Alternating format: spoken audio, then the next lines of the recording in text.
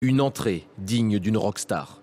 Mise en scène grandiloquente, à l'américaine, du voyageur spatial le plus célèbre du moment. Astronaut 001, Richard Branson.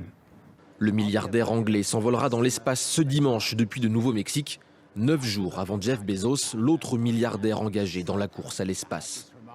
Richard Branson a présenté son équipage composé de 6 personnes, dont 2 pilotes, et lui-même chargé d'évaluer l'expérience des futurs clients de son entreprise Virgin Galactic. Il sera donc le premier à se rendre dans l'espace à bord d'un vaisseau développé par sa propre entreprise. J'ai toujours été un rêveur. Ma maman m'a appris à ne jamais abandonner et à viser les étoiles. En ce mois de juillet, notre rêve va devenir réalité. Ce rêve, le tourisme spatial pour millionnaires.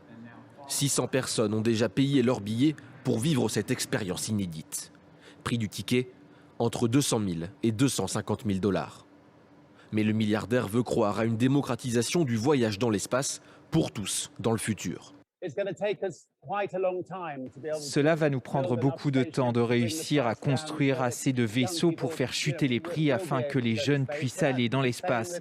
Mais c'était la même chose avec les vols classiques dans les années 20. Seuls les riches pouvaient voyager. En 2014, un accident d'un vaisseau de Virgin Galactic avait provoqué la mort d'un pilote et retardé le programme. Un nouveau drame de ce genre est hors de question pour l'entreprise. Cette phase... Quelques minutes en apesanteur. Richard Branson en rêvait depuis toujours.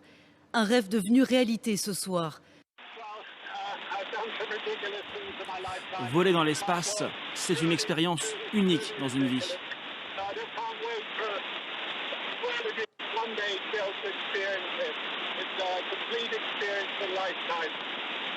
Le milliardaire britannique a flirté avec l'espace à bord d'un vaisseau de son entreprise Virgin Galactic. Avec lui, les 2 pilotes et 3 employés invités à cette grande première. Ces 6 privilégiés se sont envolés à 16h40 heure de Paris. Dans le ciel bleu du Nouveau-Mexique, l'avion porteur a emmené le vaisseau en altitude sous les yeux de dizaines de personnes venues assister au vol. Après une petite heure d'ascension, Richard Branson et ses passagers ont pu admirer la courbure de la Terre grâce au hublot du vaisseau. 3 petites minutes d'apesanteur et déjà le retour, le vaisseau est redescendu en planant jusqu'à sa base américaine. L'expérience a-t-elle été à la hauteur des attentes?